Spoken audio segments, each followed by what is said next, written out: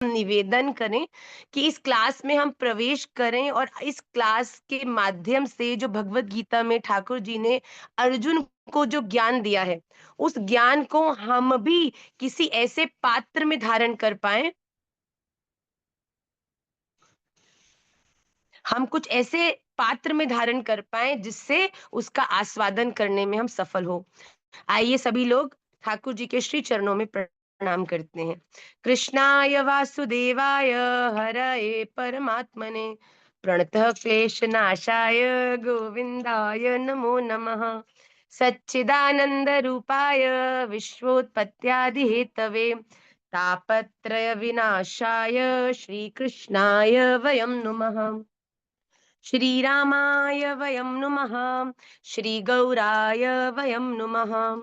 वन्देऽहं श्रीगुरौ श्रीयुतपदकमलं श्रीगुरून् वैष्णवांश्च श्रीरूपं साग्रजातं सहगण रघुनाथान् वितं तं सजीवं साद्वैतं सावधूतं परिजनसहितं कृष्ण चैतन्य देवं श्री राधा कृष्ण पादान् सहगण ललिता श्री विशाखान्वितांश्च। अहो भाग्यं गौरमार्गानुवर्तिनां देवो राधारमण्यत्र यद्गुरुर्गुणमञ्जरी पंचतत्वात्मकं कृष्णं भक्तरूपस्वरूपकं भक्तावतारं भक्ताख्यं नमामि भक्तशक्तिकं।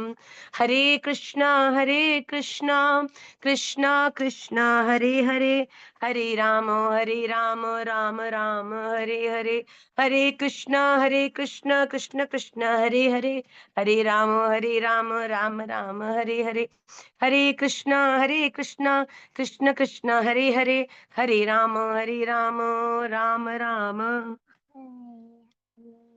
श्री राधा रमण लाल की, श्रीमन चैतन्य महाप्रभु की, श्री वृंदावन धाम की जय, श्री श्री गोपाल भट्ट गोस्वामी जी महाराज की जय, संपूर्ण गुरु परंपरा की जय, सदगुरुदेव भगवान की जय, सभी भक्त वैष्णव वृंद की जय। जय जय श्री राधे, जय जय श्री राधे, जय जय श्री राधे श्याम निताई गौर हरि बोल, गौर प्रेमानंदे हरि हरि बोल। वाञ्छा कल्पतरुभ्यश्च कृपा सिंधुभ्य एव च पतिता नाम पावनेभ्यो वैष्णवेभ्यो नमो नमः। आप सभी के श्री चरणों में अपने अति अति अति प्रेम को निवेदित करती हुई राधा रमन लाल के श्री चरणों में अपनी पूर्ण समर्पण निष्ठा और सदगुरुदेव महाराज के दिखाए हुए मार्ग के प्रति अपनी दृढ़ता को व्यक्त करती हुई आइए आप सबका आज की क्लास में मैं स्वागत करती हूँ। Before we start the class, कुछ इम्पोर्टेंट इन्फॉर्मेशंस जो मुझे आपको देनी है वो ये है कि एक तो 15 मार्च से भैया श्लोक मैराथन शुरू होने वाला है। Gear up for it. अगर आपको ऐसा लगता है कि आप याद नहीं कर सकते तो सच में कभी नहीं कर पाओगे, पर अगर आपने ये सोच लिया कि राधा रमन लाल आपने इंस्टाग्राम की रील के माध्यम से इस श्लोक मैराथन की इंफॉर्मेशन को मुझ तक पहुंचाया है तो इसका मतलब है कि इसको इसमें भाग लेने की शक्ति भी आपने इसके संग मुझे दी है।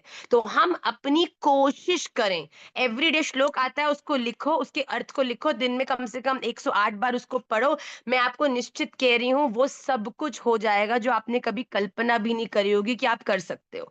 So it is very very important. आप सक्सेसफुल होगे कि नहीं, हो सकता है उन 21 स्कॉलर्स में आपका नाम नहीं आए, पर राधा रमन देव जी की स्कॉलर बुक में आपका नाम जरूर आ जाएगा अगर आपने पूरी निष्ठा से कोशिश करी कि आप रोज के उस श्लोक को एटलीस्ट 3 बार लिखकर उसको बार बार प्रयास करके उसका उच्चारण करेंगे। और trust me, being a teacher, I am also a mother. मैं भी कोशिश करती हूँ कि ऐसे श्लोक आपको दूं जो इतने कठिन नहीं हो, पर कभी कभी उसमें पिताजी का भी जो डिसिप्लिन है वो आ जाता है, तो कहते हैं भैया कुछ तो मुश्किल श्लोक डालो, तो हम उसका बैलेंस करेंगे। हम उसकी जो कह लो आप टफ लेवल है उसको धीरे धीरे धीरे धीरे धीरे धीरे आपके लिए बढ़ाएंगे। पर आपके लिए शुरू के लिए, और केवल इसका उद्देश्य आपको स्कॉलरशिप देना नहीं है, ये श्लोकों को याद करने से आपके जीवन में अद्भुत परिवर्तन आने वाला है। ऐसी एनर्जी, ऐसी पॉजिटिविटी, ऐसा ऑरा इन श्लोकों का होता है कि जब आप इनको याद करते हो ना, तो आपका सहज अंदर से जो आपका जो नेगेटिविटी है या आपका फियर है, वो सभी कुछ आपका अपने आप दूर होने लग जाता है। क्यों? क्योंकि आप लोग बहुत ही तगड़ी चीज अपने भीतर ले रहे होते हो, रोज श्लोकों का उच्चारण कर रहे हो, उसको याद कर रहे हो, तो आपके जीवन में जो अनर्गल सोचने की बातें हैं ना, या बोलने की बातें, उसके लिए आपके पास टाइम भी नहीं बचेगा। तो प्लीज, वेरी वेरी इंपॉर्टेंट, आप सभी श्लोक मैराथन के लिए प्रयास करिएगा। और उसके बाद काशी के बारे में तो मैं आपको बता ही चुकी हूँ। 2nd, 3rd, 4th and 5th of October को हम लोग काशी चल रहे हैं। और कुछ एक दो इन्फॉर्मेशन हैं जो मैं और क्लैरिटी के साथ प्रोबेबली आपको नेक्स्ट क्लास में शेयर करूंगी। Without any further delay, I really want कि आज हम लोग क्लास के सिलेबस में श्रीमद् भगवत गीता में अगले 5 श्लोकों की प्रति अग्रसर हो, क्योंकि आज का जो पहला श्लोक है श्रीमद् भगवत गीता का, वो एक बहुत ही इंपॉर्टेंट श्लोक है। और मैं ये प्रार्थना करती हूँ कि आप लोग इस श्लोक को अगर संभव हो तो याद भी करिए, क्योंकि ये बड़ा ही इंपॉर्टेंट श्लोक है जिसमें भगवान कह रहे हैं कि मैंने तुमसे तुम्हारी कोई जायदाद या तुम्हारा कोई पैसा या तुम्हारी कोई बड़ी ही बहुमूल्य चीज कभी नहीं मांगी है, वो सब मेरी ही है जो मैंने तुम्हें दी है। भगवान इन श्लोक में तुम्हें बताने वाले हैं कि भगवान अगर हमसे कुछ मांग रहे हैं तो वो इस दुनिया में कितना सहज है, कितना सरल है, और उससे ऊपर वो जो चीज दिख रही है उसके रूप में तो भगवान कुछ और ही मांग रहे हैं। तो आइए आज के भगवत गीता के प्रथम श्लोक, जो कि है चैप्टर नंबर 9, श्लोक नंबर 26। आप में से जो लोग आज पहली बार क्लास ज्वाइन कर रहे हैं, घबरा मत जाना कि माँ 9th चैप्टर का बात कर रही हैं, हम तो पहली बार क्लास ज्वाइन कर रहे हैं। हर क्लास में आपको कुछ ना कुछ ऐसा जरूर मिलेगा जो राधा रमन जी आपके लिए बुलवाएंगे।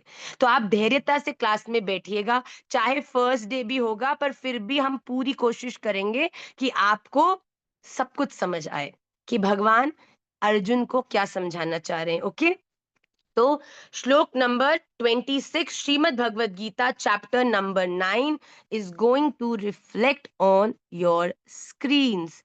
हमारे सारे श्लोक अस्त व्यस्त हैं, इसीलिए 2 मिनट आप हमको देंगे तो यस। पत्रम पुष्पम फलम तोयम यो मे भक्त्या प्रयच्छति तदहं भक्त्युपहृतम अश्नामि प्रयतात्मनः। पत्रम पुष्पम फलम तोयम यह मे भक्तया प्रयच्छति तत् अहम भक्त्युपहृतम अश्नामि प्रयतात्मनः। यह जो भक्त मैं मेरे लिए भक्तया प्रेम से पत्रम पुष्पम फलम तोयम, पत्र, फूल, फल और जल आदि प्रयच्छति मुझे अर्पण करता है, प्रयतात्मनः उस शुद्ध बुद्धि निष्काम प्रेमी भक्त का, भक्त्युपहृतम प्रेम पूर्वक अर्पण किया हुआ तद वह पत्र पुष्प आदि अहम मैं सगुण रूप से प्रकट होकर प्रीति सहित खाता हूं। देखिए, बड़ी बड़ी बहुत सारी बातें इसमें ग्रहण करने योग्य है, बड़े धीरे धीरे मेरे साथ चलिएगा। सबसे पहली बात तो भगवान ने यहाँ कहा है पत्रम पुष्पम फलम तोयम यो में भक्तया प्रयच्छति। कोई इस लौकिक संसार में उलझा हुआ लौकिक बुद्धि से संसार के संसाधनों को मांगने वाला व्यक्ति अगर भगवान को पत्रम पुष्पम फलम तोयम भी देगा, भगवान स्वीकार नहीं करेंगे। यो में भक्तया प्रयच्छति, केवल वो व्यक्ति जो मुझसे प्यार करता है उसको कोई बड़ी बड़ी चीजें मेरे पास लाने की जरूरत नहीं है। जो मुझसे प्यार करता है, अगर वो इस दुनिया में सबसे इजीली फ्री ऑफ कॉस्ट मिलने वाले पत्र, पुष्प, फल और जल ये भी मुझे अगर अर्पण करता है, तो मैं वो व्यक्ति जो मेरा भक्त है, पर जिसकी भक्ति के मूल में सकाम इच्छाएं हैं, नहीं किसी से कंपटीशन है, नहीं, भक्तों में भी तो कंपटीशन होता है बेटा। राधा रमन जी से हम बहुत प्रेम करते हैं, पर अर्पण क्यों करें राधा रमन लाल? जो वो व्यक्ति है ना, उससे मुझे बड़ी प्रॉब्लम है, तो आप ऐसा करो, मेरा भजन उससे ज्यादा कर दो, मेरा ज्ञान उससे ज्यादा कर दो, जिससे 10 श्लोक ज्यादा सुना के उसको नीचा दिखा पाऊं। अरे नहीं नहीं नहीं भैया, भक्त होकर भी तुम्हारी भक्ति का स्वरूप निष्काम ही नहीं है। तुम अभी भी दुनिया के कंपटीशन के साथ, दूसरों के द्वेषों के, आजकल तो बड़ी दुर्दशा है, भक्त का भक्त से भी द्वेष है। भैया अगर तुम पहले भक्त कह रहे हो अपने आप को, भक्त का अर्थ भगवान का प्रिय, पर भगवान का प्रिय होकर भी भक्त के कुछ गुण हैं जिनको जीवन में धारण करके ही आप भक्त बन सकते हो। और वो क्या क्वालिटीज हैं जो भगवान ने श्रीमद् भगवत गीता के भक्ति योग के आखिरी के 10 श्लोकों में कहा है। कहा है कि नहीं, हमने भक्ति योग किया है ना, तुल्य निंदा स्तुतिर्मौनी। यहाँ भगवान ने अलग अलग श्लोकों में बताया है, वो व्यक्ति जो इन क्वालिटीज को अपने अंदर धारण किया है वो मेरा भक्त है। तो सबसे पहली बात, मेरा भक्त हो। दूसरी बात, कोई बहुत बड़ी बड़ी चीजें नहीं, सहज पत्रम पुष्पम फलम तोयम। और तीसरी बात, निष्काम भाव से। राधा रमन लाल, ये सब अर्पण करने के मूलतः रूप में मुझे आपसे क्या चाहिए? मुझे आपसे आप ही चाहिए हो, nothing more than this and nothing less than that. Radha Raman लाल मिल जाएंगे, फिर मुझे ये भी मिल जाए वो भी मिल जाए, नहीं राधा रमन लाल। और राधा रमन लाल नाम मिलकर इससे कुछ कम भी मिलेगा तो वो भी नहीं चाहिए। देखो भैया, द्रौपदी द्रौपदी ने अपने जीवन का जो सबसे बड़ा, एक कह लो कि गलत डिसीजन लिया, वो ये लिया कि द्रौपदी जी ने अपने लिए पुष्पमाला बनाई अपने हस्त कमलों से। किसके लिए? गोविंद के लिए। ठाकुर जी की सखी हैं द्रौपदी जी। तो द्रौपदी जी ने सोचा कि आज कृष्ण को ये माल्या अर्पण कर कर मैं अपने भाव को प्रकट करूंगी। पर जैसे ही गोविंद आए, भगवान द्वार पर आए और द्रौपदी जी उनको माला अर्पण करने लगी, तो ठाकुर जी ने बोले, द्रौपदी अरे तुम ऐसा मत करो, ये मेरा मित्र अर्जुन है, ऐसा करो ये अर्जुन को माल्य अर्पण कर दो। तो द्रौपदी जी ने बोला, क्यों? ये तो मैंने आपके लिए बनाई है। तो ठाकुर जी ने कहा, अरे अर्जुन और मेरे में कोई अंतर नहीं है, ये मेरा अति प्रिय सखा है, तो उसको माला अर्पण कर दे। वो एक निर्णय जो द्रौपदी जी ने मूल से डिस्ट्रैक्ट होकर लुक अलाइक के भाव में अर्जुन को दे दिया, उसका स्वरूप, उसका फल क्या निकला कि वही द्रौपदी 5 पतियों की पत्नी बन गई। जीवन में कितना कुछ उन्हें देखना पड़ा। कहा भगवान को अगर उस दिन अगर अड़ जाती कि भगवान आपसे कम कोई भी नहीं, तो उस दिन भगवान को अगर कर देती तो उनकी सखी ही रहती। तो भैया देखो, भगवान, जब आप भगवान के रास्ते पर चलते हो ना, तो ठाकुर जी बड़े लुक अलाइक भेजते हैं। अच्छा चल, थोड़ा धन ले ले, थोड़ा यश ले ले, थोड़ा ये ले ले, थोड़ा वो ले ले, थोड़ी समृद्धि ले ले, थोड़ा प्रोग्रेस ले ले, थोड़ी प्रॉस्पेरिटी ले ले। ठाकुर जी, नहीं नहीं नहीं नहीं, मैं नहीं उलझूंगी। ठाकुर जी बड़े बड़े प्रणाम, बड़े बड़े लोग मंदिर जाओगे, अरे आप तो कृपा जी है ना, देखा है हमने आपको, आप सेवा में रहती हैं, आप हरि किशोरी हैं, आप मनीषा हैं, आप पलक हैं। हमारे बालकों को तो हम ना जबरदस्ती उनकी निंदा स्तुति करते हैं, जो सेवा में रहते हैं ना। क्यों? क्योंकि अब सब लोग जानते हैं उनको, और कहीं ना कहीं वो भाव की, ओहो, करण जी, यशिका जी, भानु नंदिनी जी, जतिन जी, तन्मय जी, इन सबको जब लोग जी जी करके बोलते हैं ना, हम कहते हैं कि तुम्हें मुर्गा बना देते हैं हम उन सबको। हम कहते हैं भैया, ये अपने ही यश के ताज को ना खोपड़ी पे बैठा मत लेना, वरना पतन हो जाएगा। देखो, द्रौपदी कहाँ कृष्ण की होने जाती जाती जाती जाती 5 पतियों में फंस गई भैया।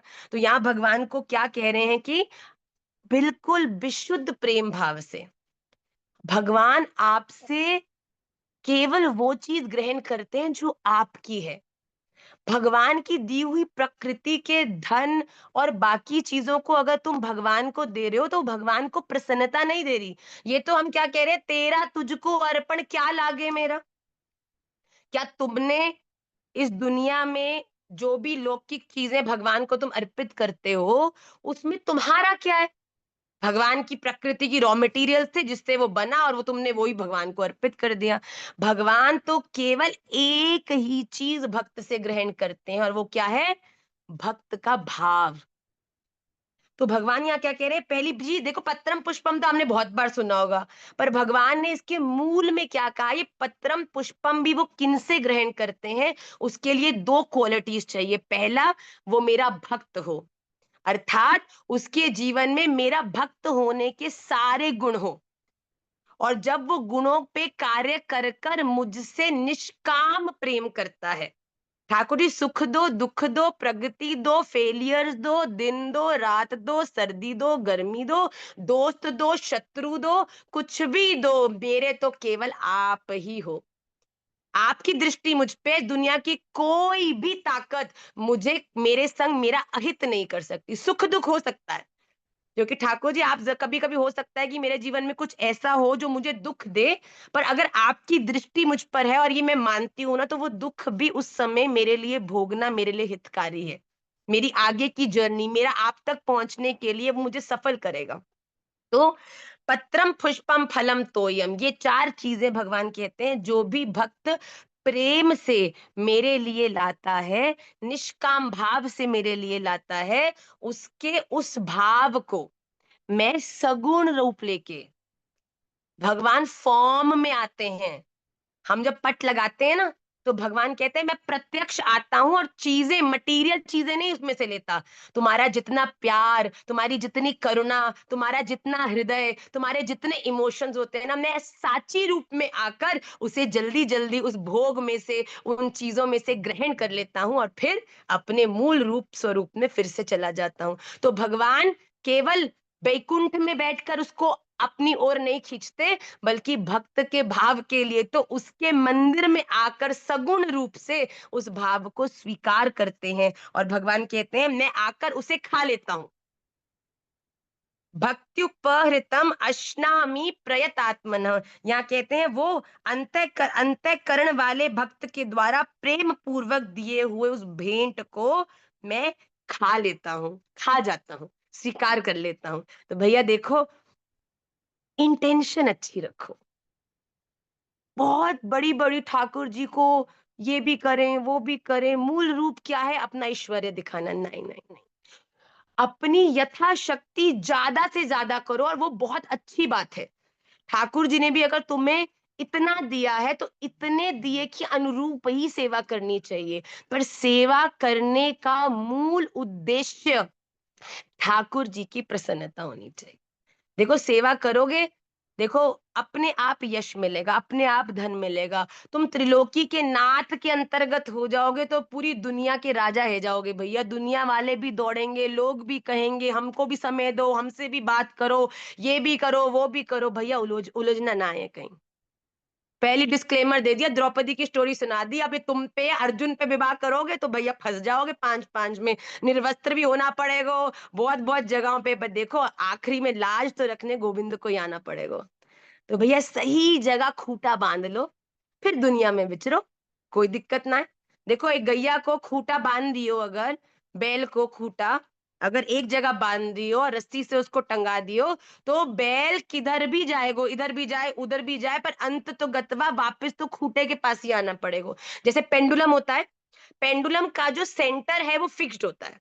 तो इट डजेंट मैटर पेंडुलम कितना भी इधर जाए या कितना भी उधर जाए, कितनी बार भी कितनी कितनी डायरेक्शन न झूल झाल के, घूम घाम के, ठोकरे खा खू के आता अपने मूल पर ही है। तो हम भी बिल्कुल ऐसे करें कि राधा रमन जी को अपना सेंटर बना लें, और फिर इस दुनिया में बिल्कुल आनंद से विचरें। चाहे जाओ भैया तुम जॉब करने विदेश भी जाओ, जाओ तुम मार्केटें भी जाओ, तुम इधर उधर लोगों के संग भी बैठो, पर अगर तुम्हारे सेंटर में राधा रमन लाल है, तो ये दुनिया की कोई भी चीज तुम्हें अपने अंदर उलझा नहीं पाएगी। तो वेरी वेरी इंपॉर्टेंट। अगला श्लोक देखिए, भगवान अगले श्लोक में क्या कह रहे हैं अर्जुन से।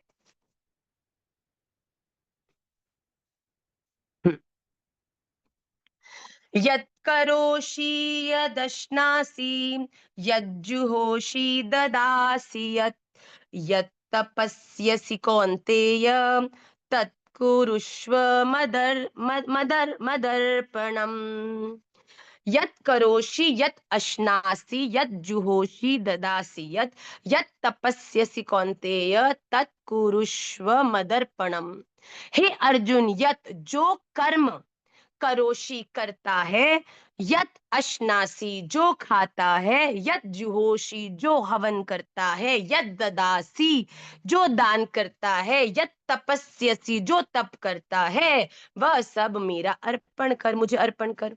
जिंदगी का एक रूल बना लो बेटा, कुछ बनाया, कुछ करा, कहीं बैठे, कुछ ज्ञान आया, कुछ स्वाध्याय किया, कुछ अच्छा सुना, आखिरी में हाथ जोड़ के श्री राधा रमण चरण अर्पण मस्तु। राधा रमन जी, आपसे प्यार करने के लिए मैंने बहुत सारा ज्ञान अर्जन करने की कोशिश करी, मैंने बहुत अच्छी अच्छी कथा सुनी, मैंने बहुत अच्छी अच्छी सेवा करी, पर मैं साची बोलूं, ये सब धारण करके मैं रखूं, इतनी इतनी मेरे में, इतनी मेरी में पात्रता नहीं है। क्यों? क्योंकि कहीं ना कहीं इन सब का ध्यान करके कि ये मैंने किया है, ये मुझे सहज अहंकार देगा ही देगा। तो मैंने जो ये सब इकट्ठा किया है अपने भीतर आपसे प्रेम को व्यक्त करने के लिए, ये भैया आप ही रखो, आप ही अपने चरणों में इसको धारण करो, और आपको जो आनंद हो वैसे वैसे आप मेरे को वो प्रेम और ज्ञान प्रदान करते रहो। इसको मैं नहीं रख सकती, मैं रखूंगी तो ऐसा हो ही नहीं सकता कि खर्च ना हो, अहंकार आए नहीं। होता ना, कई लोगों के हाथ बड़े खर्चीले होते हैं, टिक तो ना आए, टिक तो ना आए। तो हम सबके जीवन में भी ऐसी बात ही है भैया, अच्छे काम करेंगे वो टिकेंगे ना आए। क्यों? आदत इतनी बुरी है फ्लॉन्ट करने की, दूसरों को बताने की, दोष दृष्टि करने की, अहंकार की। तो भगवान आप ये सब जो मैंने अच्छा किया है, अब हम, कोई कोई व्यक्ति अगर बहुत पैसा कमा के लाता है तो किसी ऐसे व्यक्ति के हाथ में देता है ना जिसके हाथ में ठहराव हो, जिस पर उसको भरोसा हो कि भैया ये संभाल के रखेगी। वैसे ही हम भी अपने जीवन में जो भी कुछ करें वो राधा रमन लाल को ही संभाल लें। राधा रमन लाल यहाँ क्या कह रहे हैं? यहाँ बड़ी सुंदर बात कह रहे हैं, जो कुछ तुम करते हो, सब कुछ, इसमें ये मत सोचो कि स्पिरिचुअली कनेक्टेड है या नहीं है। मेरा उठना, मेरा चलना, मेरा नहाना, मेरा बोलना, मेरा सुनना, मेरा देखना, मेरा कहीं भी जाना, मेरा कहीं भी आना, मेरा मंदिर आना, मेरा मॉल जाना, मेरा हॉलिडे पे जाना, या मेरा धाम आना, राधा रमन लाल सब श्री राधा रमण चरण अर्पण मस्तु। सब कुछ राधा रमन जी को अर्पित करो। भगवान कहते हैं जो भी भोजन करते हो, यस्य स्मरण मात्रेन जन्म संसार बंधनात्। अच्छा ये तो सॉरी हम गलत बोल रहे हैं, खाना खाते वक्त हम कौन सा बोलते हैं? ब्रह्मार्पणम ब्रह्म हविर् ब्रह्माग्नौ ब्रह्मणाहुतम ब्रह्मैव तेन गंतव्यम ब्रह्म कर्म समाधिना यस्य नाम्ना विनश्यन्ति महापातक राशय तस्य तस्य श्री कृष्ण देवस्य वयम उच्चिष्ट भोजिनः। राधा रमन जी, मैं जो भी खा रही हूँ ना, ये ना तो सैलेड है, ना रोटी है, ना दाल है, ना चावल है, ना कुछ है। ये क्या है? ये आपका उच्चिष्ट है, ये आपका प्रसादी भोजन में पा रही हूँ, इसीलिए ये मेरे लिए प्रसाद है। भगवान कहते हैं सब कुछ मुझे अर्पण करते चलो। चाहे तुम बाहर ठेले पे भी खा रहे हो और तुम्हें लग रहा है कि भैया ये तो पहली बार नहीं बना रहे, पर तुम्हारा प्रेम भाव में ठाकुर जी क्या नहीं करते हैं। तुमने डोना देखा, डोने में उसने चाट पापड़ी रखी है, पहले बोल दो ठाकुर जी आओ, ग्रहण करो, मनी मन तुलसी बोलो 7 बार, ठाकुर जी को अर्पित करो। ठाकुर जी मेरे को तो आती नहीं है, ये भैया के हाथ की खाओ आज आप। मनी मन उसके पवित्री का ध्यान करते हुए ठाकुर जी ग्रहण करो। आप ठाकुर जी को भोग लग गए हो भैया, आप तो आनंद से पाओ। तो भगवान कह रहे हैं जो करते हो, जो खाते हो, जो यज्ञ करते हो, यज्ञ अर्थात अपने जीवन में जो भी आप अच्छे काम करते हो, सेवा करते हो, बड़ा जरूरी है। सेवा करने का अहंकार जब व्यक्ति के जीवन में आ जाता है ना, तो दिखता हुआ भी वो ठाकुर जी से बड़ा दूर हो जाता है। तो भगवान कह रहे हैं जो अच्छा करते हो वो भी मुझे अर्पण करो, जो दान करते हो वो भी मुझे अर्पण करो, और जो तप करते हो वो भी मुझे अर्पण करो। जो हम जो पुरुष चरण करते हैं, अनुष्ठान करते हैं, हम माला करते हैं, भगवान कहते हैं कुछ भी अपने पास मत रखो। अगर साची रूप में कहूं तो असली रूप में सन्यासी होके जियो भाई। शरीर से सन्यासी नहीं, मन से सन्यासी। कुछ भी हमको नहीं रखना ठाकुर जी, जो आपको जरूरत है कि हमको चाहिए, हमारे पास होना चाहिए, हमें अपने जीवन में उसको और निखारना चाहिए, आप थोड़ा थोड़ा देते जाइए। अब सन्यासी क्या बताओ, सन्यासी होने का एक रूल होता है कि आप जितना एक समय का ग्रहण कर सकते हो, उसके अलावा उससे ज्यादा आप इकट्ठा नहीं कर सकते। आपको भिक्षा मांग कर ही, आपको भिक्षा मांग कर ही हर समय के भोजन को ग्रहण करना है। बताओ, अब हम भी ऐसे सन्यासी हो जाएं कि राधा रमन लाल आपको जो आपकी इच्छा हो उतना हमको दो, और उतने से हम अपना भजन करके आपके चरणों में अपनी प्रीति को बढ़ाएं। ज्यादा के चक्कर में उलझनो ही ना है, जो ज्यादा है, एक्सेस है, राधा रमन चरण अर्पण मस्तु, राधा रमन आप रखो। हम तो कभी, हमको तो महाराज जी ने अच्छी बात सिखाई। हमने एक बार महाराज जी को बोला कि हमको ना बड़ा संकोच हो रहा है कि हमारा ना भजन है, ना पात्रता है, ना हमारे पास कोई ऐसी योग्यता है। तो लोग इतना विशुद्ध वैष्णव जब हम प्रणाम करते हैं ना, तो हमको बड़ा संकोच होता है, मन में अपराध बोध आता है कि भैया इतने वैष्णव, इतने भजनानंदी भक्त जब प्रणाम करते हैं तो हमको लगता है न जाने कितने पकौड़े तो ठाकुर जी हमारी ही बनाएंगे कि भाई तुमने तो कुछ कियो ना, और इतने बड़े बड़े मेरे भक्तों से प्रणाम ले रहे हो। तो महाराज जी ने हमारे जीवन में, शुरू शुरू की बात है, हमारी शादी को कुछ समय हुआ था, तो महाराज जी ने हमको बड़ी जोर की बात की। महाराज जी ने बोला, बेटा अगर तुमने ये चीज खुद तक रख ली, वो कोई शरीर को प्रणाम कर रहे हैं, वो तो मन मध्य गौड़ेश्वर वैष्णवाचार्य जो गादी है उसकी गुरु माँ को प्रणाम कर रहे हैं। तुम कहाँ हो, तुम कौन हो? ये तो जो भी इस रूप में इस गादी के पास आएंगी, गादी की संगनी होंगी, वो सबके चरणों में प्रणाम होगा। तो हमारी बड़ी संबल मला। महाराज जी ने बोला कि आप पूरे विश्व में जाओ। महाराज जी कहते हैं मैं भी जाता हूँ, पूरे विश्व से प्रणाम मुझे लोग करते हैं, तो मैं बड़े आनंद से उनके प्रणामों को इकट्ठा करता हूँ, इकट्ठा करता हूँ, और फिर जैसे ही धाम आता हूँ दौड़ के राधा रमन जी जाता हूँ, और राधा रमन जी पहुंचते ही सबसे पहले साष्टांग दंडवत प्रणाम करके कहता हूँ, जितने मैंने प्रणाम राधा रमन लाल इकट्ठे किए थे सभी के सभी आपके चरणों में, श्री राधा रमन चरण अर्पण मस्तु।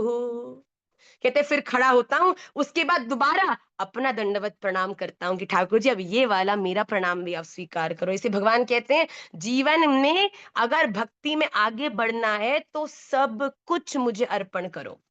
चाहे तुम क्या पा रहे हो, क्या कर रहे हो, चाहे तुम भजन कर रहे हो, सेवा कर रहे हो, वो कुछ भी हो। अगला श्लोक देखिए भगवान क्या कह रहे हैं।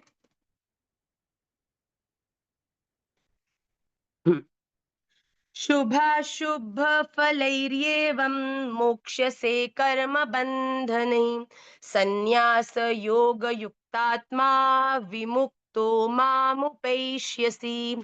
शुभाशुभ फलैः एवं मोक्ष्यसे कर्म बंधनैः संन्यास योग युक्तात्मा विमुक्तः माम उपैष्यसि। एवं इस प्रकार संन्यास योग युक्तात्मा, जैसा कि मैंने पहले भी बोला, जिसमें समस्त कर्म, जिसने समस्त कर्म मुझ भगवान के अर्पण होते हैं, ऐसे संन्यास योग युक्त चित्त वाला शुभाशुभ फल ही, मतलब शुभ अशुभ फल रूप कर्म बंधन, कर्म बंधन से मोक्ष से मुक्त हो जाएगा, और उस उनसे विमुक्त माम उपेक्ष्यसि, मुक्त होकर मुझे प्राप्त करेगा। जिस व्यक्ति ने अपने जीवन में कोई भी शुभ अशुभ काम किया ही नहीं, उसका कुछ था ही नहीं, उसके पास कुछ है ही नहीं, तो भगवान कहते हैं वो कैसे किसी कर्म बंधन में फंसेगा। अगर आपने सब कुछ राधा रमन लाल को अर्पण करके ही सब कुछ किया है, और करने के बाद भी उनको ही अर्पण किया है, तो भगवान कहते देखो, तुम खाना खाओगे तो खाना सात्विक राजसिक तामसिक हो सकता है, उसके अनुकूल तुम्हारी बुद्धि हो सकती है, और उस बुद्धि के अनुकूल तुम कर्म करोगे, और कर्म के अनुसार तुम्हारी अगली गति होगी। बड़ा झंझट है भाई। पर वही खाने को अगर तुमने भोग लगा दिया, राधा रमन जी को अर्पित कर दिया, तो वो खाना हो गया गुणातीत, अर्थात इस प्रकृति का कोई भी गुण उसमें नहीं है, भगवान का गुण उसमें है, और अंत तो गतवा वो जो प्रसाद है तुम्हें भगवत प्राप्ति ही कराएगा। तो भगवान कहते हैं वो व्यक्ति जो कर्म भी मुझे अर्पण कर रहा है, भजन भी मुझे अर्पण कर रहा है, लोकाचार भी मुझे अर्पण कर रहा है, व्यवहार भी मुझे अर्पण कर रहा है। कैसे कर रहा है? क्योंकि वो लोकाचार और व्यवहार इस दुनिया के संबंधों के लिए नहीं कर रहा, बल्कि मेरे द्वारा दिए हुए ड्यूटी को फुलफिल करने के लिए उन व्यवहारों को निभा रहा है। तो भगवान कह रहे हैं ऐसा व्यक्ति जो सब कुछ मुझे ही अर्पण कर रहा है, तो उसका तो उसमें कुछ भी नहीं है। तो ऐसा व्यक्ति क्या होता है? ऐसे अपने सहित, वो व्यक्ति जिसका कुछ है ही नहीं, वो क्या हो गया? गृहस्थी में दिखता हुआ भी संन्यास योग युक्तात्मा है। वो शरीर से दिखता है कि उसने बड़े अपने कुंडल पहन रखे हैं, साड़ी धारण कर रखी है, बड़े अच्छे अच्छे दिख रहे हैं, पर अंदर से वो व्यक्ति केवल राधा रमन लाल के, दुनिया की हर वस्तु के प्रति उसका त्याग का भाव है। तो भगवान कह रहे हैं ऐसे अपने सहित सब कुछ मेरा अर्पण करने वाला और सबसे सर्वथा मुक्त हुआ, तू मुझे ही प्राप्त होगा। देखो कर्मों में फंसोगे खुद करोगे, अपनी इच्छाओं को बीच में लाओगे, अपनों के लिए करोगे, तो कर्म बंधन में फंसना ही पड़ेगा। राधा रमन जी के लिए करोगे, राधा रमन जी की प्राप्ति ही उद्देश्य होगा, राधा रमन जी ही कराने वाले होंगे, राधा रमन लाल की प्रसन्नता ही रास्ता होगी। तो भगवान कहते हैं अंत तो गत्वा प्राप्ति भी मुझ राधा रमन की ही तुम्हें निश्चित रूप से होगी। आइए अगले श्लोक को देखें। हम्म। समोहम सर्वभूतेषु न मे द्वेषोऽस्ति न प्रियः ये भजन्ति तु मां भक्त्या मयि ते तेषु चाप्यहम्। समः अहम सर्वभूतेषु न मे द्वेष्यः अस्ति न प्रियः ये भजन्ति तु मां भक्त्या मयि ते तेषु च अपि अहम्। अहम मैं सर्वभूतेषु सब भूतों में समः समभाव से व्यापक हूं। न कोई में द्वेष्य मेरा अप्रिय है, न प्रिय तू ये माम, परंतु जो भक्त मुझको भक्तया भजंती प्रेम से भजते हैं ते वे मई चे मुझ में है और अहम अपि मैं भी उनमें प्रकट प्रत्यक्ष प्रकट हूं।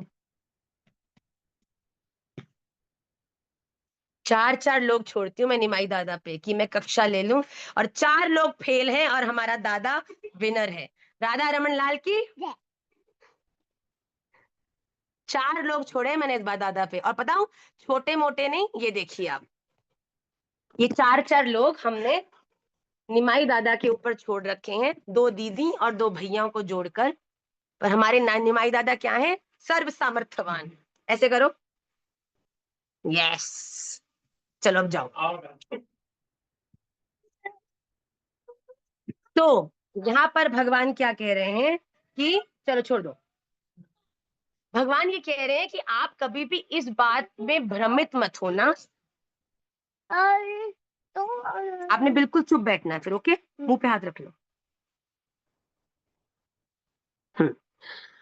तो यहाँ पर भगवान कह रहे हैं बिल्कुल स्पष्ट बात कि ऐसा बिल्कुल भी नहीं है कि मैं अपने बनाए हुए एक व्यक्ति के भीतर कम हूं और दूसरे व्यक्ति के भीतर ज्यादा। भगवान कहते हैं इस दुनिया में कोई भी अपने आप को चाहे एथिस्ट कहे, चाहे स्पिरिचुअल कहे, चाहे कहे कि मैं ना आगे,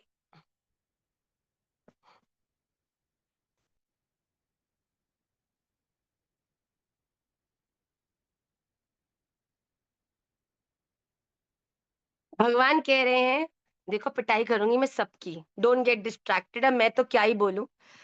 हे राधा रमन लाल, मैंने क्या बोला आपको, कैसे बैठना है क्लास में, कैसे बैठना है? यस। तो यहाँ भगवान कह रहे हैं कि मेरे लिए कोई भी प्रिय नहीं है और कोई भी अप्रिय नहीं है। भगवान सबके भीतर, केवल इंसानों के भीतर नहीं, भगवान कह रहे हैं सभी भूतों में, सभी भूतों में मतलब कि अर्थात भगवान की बनाई हुई सभी क्रियाओं में भगवान बिल्कुल एक जैसे हैं। भगवान पक्षी में भी उतना है जितना जानवर में है, जितना अ, जितना भगवान मछली में है, जितने भगवान हम इंसानों में हैं। तो भगवान इस बात को बिल्कुल स्पष्ट कह रहे हैं।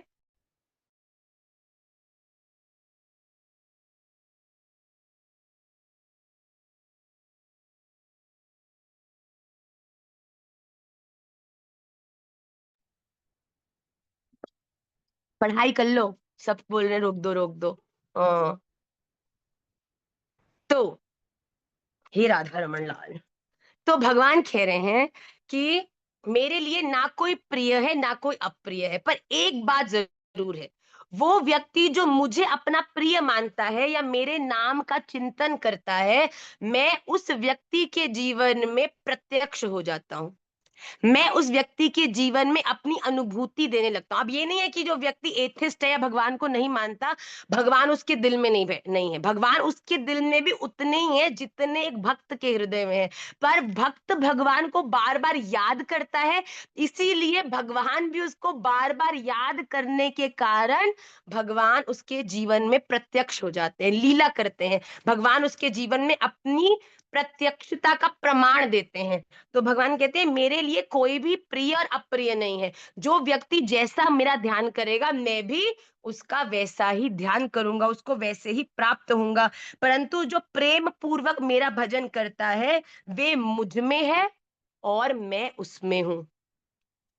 तो ये पूरी सृष्टि तो भगवान के भीतर ही विराजमान है, पर भगवान हमारे भीतर हैं और एक भाव से भगवान इस दुनिया में हमारे संग लीला भी करते हैं। ये केवल तभी हो सकता है जब हम भगवान के उस नाम का भजन करें, भगवान को याद करें, भगवान से शेयर करें, भगवान के संग वार्ता करें, भगवान के चरणों की सेवा करें। तो भगवान कहते हैं जब कोई भक्त मुझे याद करता है, तो मैं भी उसको याद करने में सफल होता हूं। मैं भी उसके, आप जब भगवान की लीलाओं का चिंतन कर रहे हैं, तो भगवान भी आपके जीवन में अपनी लीलाओं को संपन्न करते हैं। आइए आज की क्लास का जो लास्ट श्लोक है, आप सबकी स्क्रीन पर रिफ्लेक्ट होगा।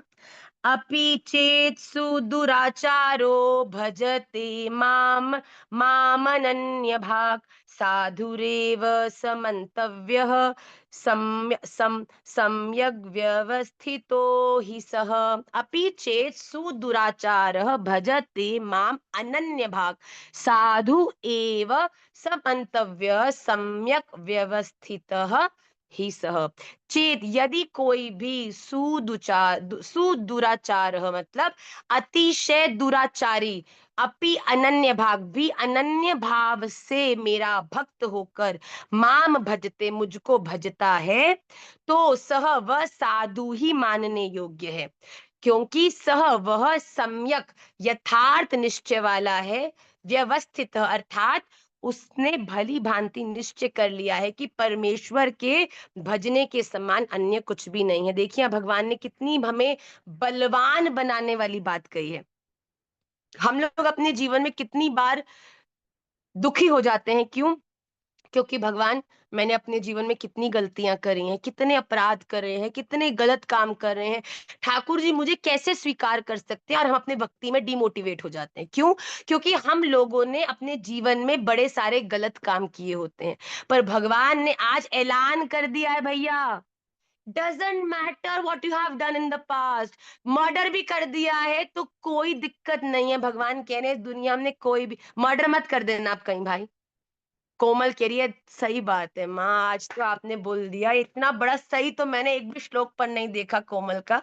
कोमल कह रही है सही, बिल्कुल। कहने का अर्थ है कि पास्ट के अंदर बड़ी से बड़ी गलती भी अगर हो गई है, तो भगवान कह रहे हैं पर अगर आज तुम मेरे अनन्य भक्त हो गए, आज तुमने सोचा कि राधा रमन लाल पास्ट में जो हुआ आई एम रियली सॉरी, वो तो मैं नहीं बदल सकती, पर अपने प्रेजेंट के अंदर आपकी अनन्य भक्ति करके, आपके चरणों की पूरी निष्काम सेवा, आपके आश्रित जनों के प्रति पूरी सेवा भाव को रखकर मैं अपने जीवन को व्यापन करूंगी। तो भगवान कहते हैं ऐसा व्यक्ति जिसने पूर्व में बहुत सारे अपराध किए हो, पर अगर आज भी मेरी भक्ति करना प्रारंभ करता है, तो वो भी, भगवान भैया ये नहीं कह रहे कि भक्त हो जाता है भैया, भगवान ने बड़ी सुंदर उपाधि दी है ऐसे व्यक्ति को। भगवान कह रहे हैं वो व्यक्ति भी भक्त नहीं है, मेरी दृष्टि में साधु है, साधु। तो भैया भगवान कह रहे हैं आज भी अगर तुम शुरू करते हो भैया, नेवर रिलाई ऑन टुमारो। आज की हमारी जो सूत्र है वो कल वाला और परसों वाला सूत्र नहीं है, पर उस सूत्र का विशेष हमारा भाव था कि अपने जीवन में अगर प्रगति करना चाहते हो, सफल होना चाहते हो, तो कल से करे सो आज कर, आज करे सो अब। क्योंकि अगर आपने आज में नहीं अगर अपने जीवन को प्रारंभ किया, तो कल कभी नहीं आएगा। क्यों? क्योंकि जब कल आएगा तो कल में करने वाली चीज को फिर आप कल पे ही डालोगे, और कल कल कल करते हुए वो कल कभी नहीं आएगा। पर अगर आपने ये ठान लिया कि अपने जीवन में आज से ही मैं भक्ति करूंगी, तो trust me children, as you all know, today comes every day.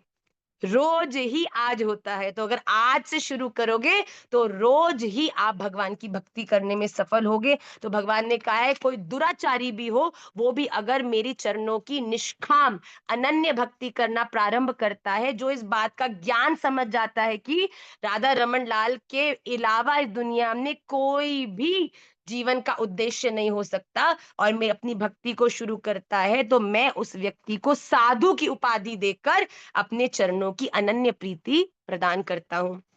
तो आइए जल्दी से हम आज की second part of the class में प्रवेश करें, जो कि है श्री विष्णु सहस्त्रनाम स्तोत्र। आज के 2 श्लोकों को हम लोग जल्दी से क्लास में करेंगे और आज एक नया सूत्र क्लास के अंदर हम लोग डिस्कस करने वाले हैं, which is very very beautiful. स्वापनः स्ववशो व्यापी नैकात्मा नैक कर्म कृत वत्सरो वत्सलो वत्सी रत्न गर्भो धनेश्वरः। स्वापनः प्रलय काल में समस्त प्राणियों को अज्ञान निद्रा में शयन कराने वाले, अर्थात जो अज्ञानी है, जिसको भगवान की वास्तविकता का पता नहीं है, वो इस शरीर को मरना रूपी समझकर अपने शरीर का परित्याग करेंगे, उस निद्रा में शयन करेंगे। स्वतंत्र स्ववश अर्थात स्वतंत्र, व्यापी हर जगह होने वाले, नैक आत्मा प्रत्येक युग में लोकोद्धार के लिए अनेक रूप धारण करने वाले, नैक कर्मकृत जगत की उत्पत्ति स्थिति और प्रलय रूप तथा भिन्न भिन्न अवतारों में मनोहर लीला रूप अनेक कर्म करने वाले, मतलब भगवान उत्पत्ति के लिए भी लीला करते हैं, स्थिति के लिए भी लीला करते हैं, और करार विंदे न पदार विंदम, प्रलय के समय भी भगवान लीला करने वाले हैं। वत्सरः सबके निवास स्थान, वत्सलः भक्तों के परम स्नेही, मतलब जिनके लिए जो भक्तों की अधीन है। वत्सी वृंदावन में बछड़ों का पालन करने वाले, भगवान को प्रसन्न करने की और हमारे जीवन में भी हमारे हृदय के सबसे करीब जो भगवत सेवा है वो गौ सेवा ही है। रत्न गर्भ रत्नों को अपने गर्भ में धारण करने वाले, समुद्र रूप धनेश्वर सब प्रकार से धनों के स्वामी, मतलब केवल जो मटीरियल धन है उसे ही नहीं, बल्कि जो क्वालिटीज हैं वो उसके भी धनी भगवान स्वयं हैं। अगला श्लोक देखेंगे। धर्म गुप्त धर्म कृत धर्मी सदा सच्चरम अक्षरम अविज्ञाता सहस्रांशुर विधाता कृत लक्षण। धर्म गुप्त धर्म की रक्षा करने वाले, धर्मकृत धर्म की स्थापना करने के लिए स्वयं धर्म का आचरण करने वाले, मतलब भगवान अनेक रूप धारण करके धर्म की स्थापना करने के लिए खुद आते हैं। धर्मी संपूर्ण धर्मों के आधार, सत मतलब जो सत्य है, असत जो स्थूल जगत स्वरूप है, मतलब इस दुनिया में जिस जिस चीज को हम असत मानते हैं वो भी भगवान का ही एक स्वरूप है। शरम सर्वभूतमय, मतलब हर एक स्पीशी के भीतर विराजमान। अक्षरम अविनाशी। अविज्ञाता क्षेत्रज्ञ जीवात्मा को विज्ञाता कहते हैं, उनसे विलक्षण भगवान विष्णु, अर्थात इस पूरी दुनिया में अविज्ञाता अर्थात क्षेत्रज्ञ जीवात्मा, मतलब ये शरीर रूपी क्षेत्र को धारण करने वाली जीव आत्मा के भीतर विराजमान उस परम ज्ञान के परे भी एक विलक्षण स्वरूप धारण करने वाले, सहस्रांशु हजार किरणों वाले सूर्य रूप विधाता, मतलब सबको अच्छी प्रकार धारण करने वाले, मतलब वो जो इस दुनिया के हर एक प्राणी का भाग्य लिखने वाले हैं। कृत लक्षण श्री वत्स आदि चिन्हों को धारण करने वाले। तो ये दोनों श्लोकों को हम निश्चित रूप से याद करें। आइए इन द लास्ट 5-7 मिनट्स हम जल्दी से आज निमाई पाठशाला की जो क्लास है उसका बड़ा ही जो विलक्षण सूत्र है उसको हम ध्यान से सुनते हैं। एक बार बड़े पुराने जमाने की बात है, 10 लोग जो बूढ़े होने जा रहे थे, उन्होंने निर्णय किया कि हम अध्यात्म क्या है इसको जानने के लिए हम धाम जाएंगे, हम तीर्थ करेंगे और वहां पर ये जानने की कोशिश करेंगे कि अध्यात्म क्या होता है। तो उन 10 के 10 मित्रों ने एक बड़ी लंबी यात्रा करी, जिसमें जाकर उन्होंने अलग अलग जगह पर तीर्थाटन किया, और तीर्थाटन करने के बाद जब वो वापस आ रहे थे तो उन्होंने क्या देखा कि क्योंकि उस समय जो वेदर था वो एकदम से बदल गया, तो लौटने के वक्त जिस नदी को उन्हें पार करना था उस नदी में तूफान आया हुआ था। तो बहुत देर तक वो लोग प्रतीक्षा करते रहे कि कुछ वेदर बेटर हो, कुछ जो अ, जो तूफान है वो रुके, जिससे कि वो नदी पार करे और अपने गांव वापस जाए। तो बड़ी देर तक उन्होंने वेट किया। उसके बाद जब नदी के अंदर कुछ तूफान ठहरा तो उन्होंने जल्दी से एक एक करके नदी पार करी। अब नदी पार करने के बाद कुछ दूरी पर आगे गए और एक जगह रुक गए। उन्होंने सोचा कि हम सभी के सब इकट्ठे पहुंच गए हैं कि नहीं, एक बार देख लें, कोई पीछे रह तो नहीं गया तूफान के अंदर। तो पहले व्यक्ति ने कहा हम लोग 10 व्यक्ति थे, जल्दी से गिनती कर लेते हैं कि हम 10 के 10 हैं कि नहीं। तो प्रारंभ किया पहले व्यक्ति ने गिनना, 1 2 3 4 5 6 7 8 9, 9 लोग हैं। फिर दूसरे व्यक्ति ने कहा अरे भाई तू क्या बात करता है, कौन रह गया, बड़े घबरा गए सबके सब, एक व्यक्ति पीछे रह गया। तुरंत बोला नहीं नहीं, दोबारा गिनो दोबारा गिनो। दूसरा व्यक्ति कह रहा है तू तो वैसे ही गणित में कमजोर है, तू रहने दे, मैं गिनता हूं। तो दूसरे व्यक्ति ने शुरू किया, 1 2 3 4 5 6 7 8 9, 9। अरे भाई मर गए, एक व्यक्ति छोड़ा, फिर सब हाहाकार करने लग गए, अरे भैया कौन रह गया कौन रह गया। इतने में अब लोग हल्ला गुल्ला कर ही रहे थे, रोना रट्टा चला ही रहे थे, इतने में एक साधु वहां से जा रहा था। तो साधु ने बोला अरे भैया क्या हो गया, तुम लोग रो क्यों रहे हो, सारे इतना हल्ला क्यों कर रहे हो। तो उन व्यक्ति ने कहा हमें पता नहीं, हमारा एक मित्र पीछे तूफान में रह गया है और हम लोग बड़े हैरान परेशान है, क्या करें, कैसे, किस मुंह से हम गांव जाएंगे, कैसे पता लगेगा क्या हुआ उसके साथ, जिंदा भी है कि मर गया, क्या हुआ उसके साथ। साधु ने कहा अच्छा तुम लोग कितने लोग थे। उसने बोला हम 10 लोग थे। कह रहा आप कितने रह गए। कह रहा है 9। कह रहा है कि तुम बुरा ना मानो तो मैं एक बार गिनती करूं तुम्हारी। कहता है हाँ आप देख लो, हमने 4 4 बार गिनती कर ली है। तो साधु ने गिनती शुरू करी, 1 2 3 4 5 6 7 8 9 10। अरे मूर्खो, तुम तो 10 ही हो। तो वो कहते हैं अरे भाई तुम पागल हो, वो सब के सब 9 के 9 लोग, 10 के 10 लोग, क्योंकि ऑलरेडी 4 बार गिनती कर चुके थे। तो बोला अरे साधु तू कभी स्कूल तो गयो ना है, तुझे कोई ज्ञान तो है ना है, अपना लोटा सा लेके डोल तो रहे इधर से उधर, तुझे क्या पता गिनती क्या होती, चल तू भग यहाँ से। साधु कहता क्या मुड़ो में मैं माथा मारू। साधु भी ये बोल के वहां से चला गया। अब लोग बड़े हैरान हो गए, कहते अरे नदी पार करी थी, नदी में जरा झांक कर देख ले कि कौन सा वाला रह गया है, शायद क्या पता नीचे भूमि पर उसकी लाश पड़ी हुई मिल जाए पानी के अंदर, तो पता चल जाएगा कौन सा वाला रह गया पीछे। अब बेटा ये उस समय की बात है जिस समय मिरर्स इन्वेंट नहीं हुए थे। So ideally nobody knew how one looks like. अब वो गए नदी में झांकने, जैसे ही झांका तो नदी का पानी कुछ शांत हो गया था। अब जैसे ही झांका तो देखा नीचे एक शक्ल दिखी। अरे मिल गया मिल गया मिल गया, ये मरा पड़ा है नीचे भैया पानी के अंदर, देखो गयो गयो गयो गयो, हे राधा रमन कैसे निकाले इसको। तो दूसरे बाकी के जो लोग थे कह रहे अरे मिल गया, हम भी जाके देखते हैं कौन है कौन है। दौड़ के गए, एक व्यक्ति ने फिर देखा, हाँ मिल गया, यही लाश पड़ी है, यही लाश पड़ी है। सब लोग बड़ा रोने लगे, अरे मिल गया। तो लोगों ने कहा चलो बाहर निकालते हैं इसको। तो सबने सोचा भैया अब बाहर निकाल लेंगे तो मरे हुए शरीर को कहाँ भूमि पर रखेंगे, ऐसा करते हैं पहले इसकी चिता बना लेते हैं। अब वापस गांव तो ले जा नहीं सकती मरी हुई शरीर को, तो यहीं पर इसका देह संस्कार कर देंगे और फिर गांव जाएंगे। अब भैया उन्होंने लकड़ी बीनना शुरू किया, चिता बनाई। अब क्या हुआ, वो समझदार साधु जो था 3 घंटे बाद फिर से उसी रास्ते से जा रहा था। तो साधु ने बोला, उनको देखा और बड़ा हैरान, कह रहा है महापुरुषों, देवताओं, महाज्ञानी जनों, ये आप क्या कर रहे हो।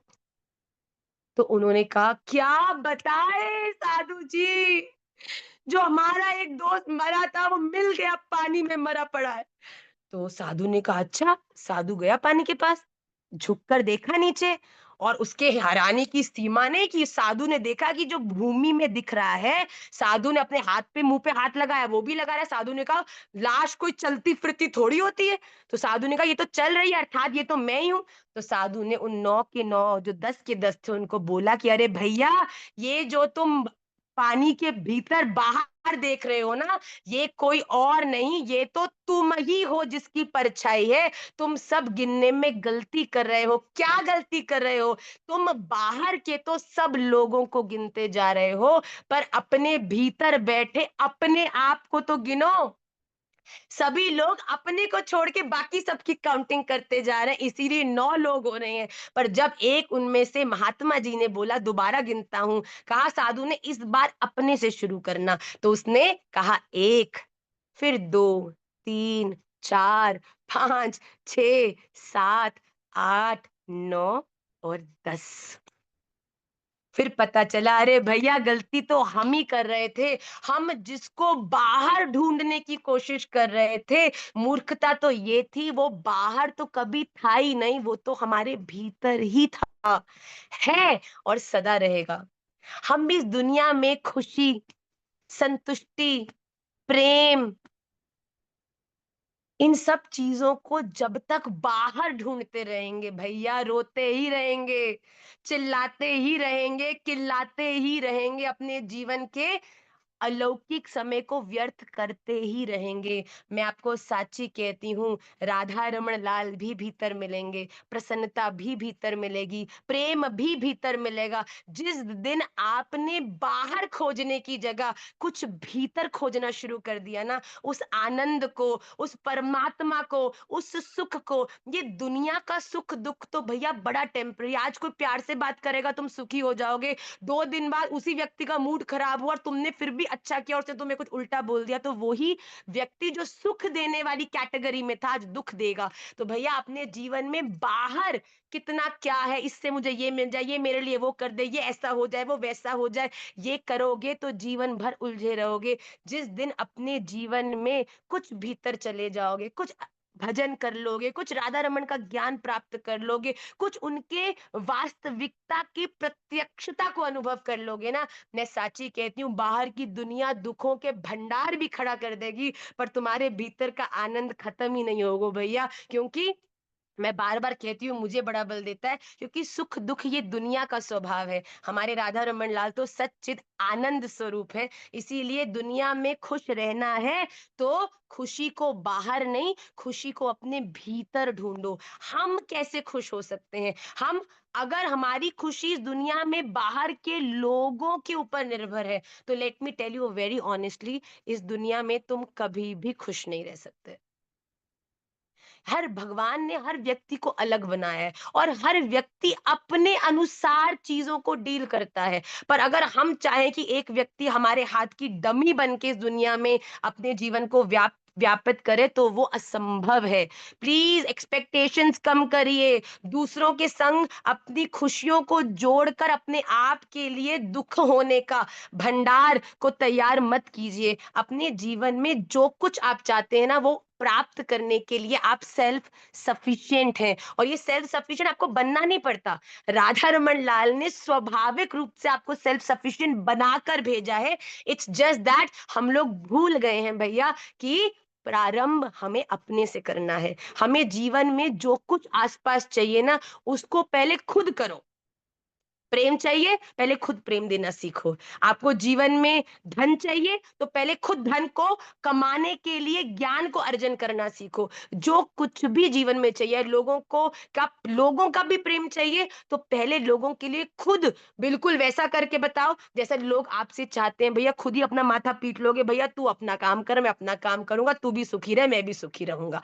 इसलिए अपने जीवन में बाहर फैलने की बजाय भीतर चलना शुरू करोगे तो जीवन और सरल भी होगा, आनंदमयी भी होगा और प्रोग्रेसिव भी होगा। On this note we will end today's class. आप सबके श्री चरणों में मैं प्रणाम भी करती हूँ एंड आई होप कि अपने जीवन में ना ज्यादा फैलावा करने से ये चीज आपको मोटिवेट करेगी कि सेल्फ सफिशिएंट रहो। मैं अपनी पाठशाला के हर बच्चे को कहती हूँ कि आप चाहे वो पैसा हो, चाहे वो हेल्थ हो, चाहे वो प्रेम हो, चाहे वो कुछ भी हो, इस दुनिया में किसी के ऊपर भी किसी भी रूप से आपको निर्भर नहीं होना है। आपको सेल्फ सफिशिएंट रहना है। उसके ऊपर से राधा रमन लाल आपके जीवन में कितनी कृपा परिवर्षित करें, कितना लोग आपको प्रेम करें, कितना धन आपके जीवन में आए, वो तो कृपा है ही, पर आपने अपने भीतर में सेल्फ सफिशिएंट होना है हर रूप में, चाहे वो फाइनेंशियली हो, चाहे वो मेंटली हो, चाहे वो इमोशनली हो और चाहे वो फिजिकली हो। हर काम आना चाहिए हर बच्चे को करना, चाहे वो खाना बनाना हो, चाहे वो ड्राइविंग करना हो, चाहे वो कपड़े धोना हो, चाहे वो प्रेस करना हो, चाहे वो पढ़ाना हो, चाहे वो पढ़ना हो। आपके जीवन में आपको सब कुछ आना चाहिए और अगर नहीं आता तो अपने जीवन में प्रयास करिए कि एटलीस्ट जिन जिन चीजों के लिए आप निर्भर हो, मुझे यहाँ ले जा, मुझे वो करा दे। भैया क्यों नहीं हफ्ता 10 दिन लगा के सीख लेते? सीख लोगे तो कभी किसी को बोलना नहीं पड़ेगा। जब बोलना नहीं पड़ेगा तो कभी-कभी जब वो मना कर देता है और फिर आपको खून खौल जाता है और आपको गुस्सा आता है और उस गुस्से में आप गलत काम बोल देते हो, गलत चीज़ें बोल देते हो, कितने बड़े अपराध से बच जाओगे। 10 दिन देकर अपने आप को कुछ संसाधन जो आपको सहज है उसको सीख लो। सीख लोगे तो भैया अपना काम है, अपना ज जहाँ जाना है उठ के चले गए। बताओ, दूसरे को भी परेशान नहीं किया, खुद भी प्रसन्न रहे। इसलिए अपने जीवन में सेल्फ सफिशिएंट आत्मनिर्भर होकर हम अपने जीवन में अपने आप को प्रसन्न भी रखें, दूसरों को भी प्रसन्न रखें और अपने जीवन को सफल बनाएं। On this note I will end today's class. वांछाकल्पतरुभ्यश्च कृपा सिंधुभ्य एव च पतितानाम पावनेभ्यो वैष्णवेभ्यो नमो नमः। मैं आप सबको अपने दिल से बहुत बहुत बहुत सारा प्यार देती हूँ और मैं आप सबसे निवेदन करती हूँ कि प्लीज अपने जीवन में आप शास्त्रों का अध्ययन सतत करते रहें। ये एक ऐसा कवच है जो इस दुनिया के बड़े से बड़े शस्त्र को भी आपको हानि पहुंचाने से बचा सकता है। Emotionally, mentally, please it is very very important. तो आप डेफिनेटली विष्णु सहस्त्र नाम के जो 2 श्लोक हैं उनको याद करने का प्रयास करिएगा और भगवत गीता के पत्रम पुष्पम फलम तोयम, केवल मटीरियली नहीं, इमोशनली भगवान यहाँ क्या कहना चाह रहे हैं उसको ध्यान रखते हुए अपने भजन को, साधना को और प्रोग्रेसिव बनाइएगा। और I will see you all next Tuesday. Next Tuesday आने से पहले बहुत कुछ होने वाला है।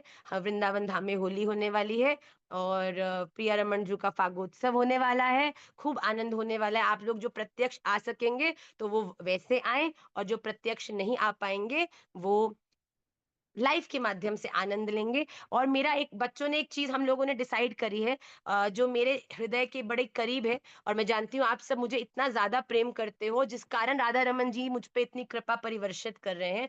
पर मेरे जीवन में भक्ति मार्ग पर जो सबसे बड़ी कृपा का मैंने अपने जीवन में अनुभव किया है वो एक सेवा से किया था जो कि है गौ सेवा। आज तक भी बड़े वर्षों से प्रयास पूर्वक गौ माता की सेवा प्रतिदिन किसी ना किसी रूप में इस शरीर के माध्यम से होती है। तो किसी ने हमको बोला माँ आपके बर्थडे पे हम ये कर सकते हैं, वो कर सकते हैं। तो हमने महाराज जी से निवेदन किया तो महाराज जी ने बोला कि आपके जीवन में सबसे ज्यादा प्रिय सेवा आपको क्या है? तो हमने बोला मुझे सबसे ज्यादा प्रिय गौ माता है। मैं साची बोलती हूँ, राधा रमन जी से भी ज्यादा प्रिय। जो बच्चे हमें जानते हैं रात के 2 भी बज जाए फिर भी हम गौ माता की यहाँ पे अनन्या लाली भी है और बहुत सारी लालियां हैं जो जब वृंदावन होती हैं वो जानते हैं चाहे रात के 2 भी बज जाए फिर भी हम गौ माता की कम से कम, ये बोलने की बात नहीं है, प्रेरित करने के लिए बता रहे हैं, कम से कम भी तो 100 रोटी हम लोग रोज की बनाते ही बनाते हैं अपने हाथों से और जाके गौशाला में गौ माता को खिलाते हैं। तो किसी ने बोला मैं आपके बर्थडे पे हम ये दे दें, आपके लिए ये बना दें, ये कर दें। तो हमने बोला कि अगर आप सच में मुझसे प्यार करते हो और मेरे लिए आपके प्यार का अर्थ है कि मैं आपको इंस्पायर करूं कुछ ऐसा करने के लिए जिससे राधा रमन लाल प्रसन्न हो जाए। कोई आपकी मटेरियल चीजों से ना मुझे फर्क पड़ता है और क्योंकि ठाकुर जी की कृपा से अंबार लगे हुए हैं मुझे पता भी नहीं होता इतना कुछ होता है और मुझे उसका कोई आकर्षण नहीं है। दूर दूर तक राधा रमन जी ने बिल्कुल दबा दिया इन चीजों में कि अब इनका कोई आकर्षण नहीं है। पर अगर आप सच में मुझसे थोड़ा सा भी प्यार करते हो और राधा रमन जी के लिए मेरे लिए प्रार्थना करना चाहते हो तो पहली बात तो आप सभी मुझे ये बस समझकर कि आप एक भक्त हो और मैं राधा रमन जी के चरणों की दासी हूँ। सबसे पहली चीज तो आप मुझे खूब खूब आशीर्वाद देना कि माँ आप इसी प्रकार राधा रमन लाल की सेवा में लगे रहो और उनकी सेवा करते करते आप हमारी सेवा में लगे रहो और राधा रमन लाल आपकी सेवा स्वीकार करें। और दूसरी चीज जो अगर आप करोगे और मुझे अपनी वीडियो भेजोगे तो मैं अपने आंखों से आपको आलिंगन भी करूंगी, खूब सारा दिल से प्यार दूंगी कि चाहे छोटे से छोटे रूप में भी पर आप गौ सेवा जरूर करना। कि अगर आप लोगों ने एक गौ माता को भी अपने हाथ से एक रोटी बना के या 2 रोटी बना के खिलाई और अगर आपने मुझे ये दिया तो मैं आपको सच्ची कह रही हूँ मेरे लिए इससे बड़ा गिफ्ट आप चाहे कुछ भी ले आओ उससे बड़ा कुछ नहीं हो सकता। और अगर गिफ्ट देना चाहते हो तो गिफ्ट तो हर व्यक्ति को वो देना चाहिए ना जो उसको चाहिए। हम पूछते हैं तुझे क्या चाहिए बर्थडे पे, कार चाहिए, खिलौना चाहिए, चाहिए तो मुझे ये चाहिए। मुझे आप सबके माध्यम से गौ माता की सेवा करनी है, जिससे मेरे राधा रमन लाल मुझसे बहुत खुश होंगे। तो मैंने आपको बता दिया है कि मैं चाहती हूँ कि आप सब किसी भी रूप में गौ माता की सेवा 15th ऑफ मार्च को करना। And please if possible send me a small video. कुछ बच्चे, कुछ ये हम रील के माध्यम से भी निमाई पाठशाला के कुछ बच्चों ने सो कॉल्ड सरप्राइज प्लान किया था, जो सरप्राइज रहा नहीं। तो वो लोग कुछ हैशटैग भी बनाएंगे। अगर आप लोग छोटी सी वीडियो बनाकर हैशटैग के संग डालोगे तो मैं डेफिनेटली देखना चाहती हूँ उन सुंदर और प्यारे चेहरों को जिन्होंने अपनी माँ को इतना इतना इतना स्पेशल गिफ्ट दिया। तो please, and on this note I will end today's class. Lots of love and lots of prayers for all of you in the lotus feet of Shri Radha Raman Lal. Shri Radha Raman Lal ki jai jai jai.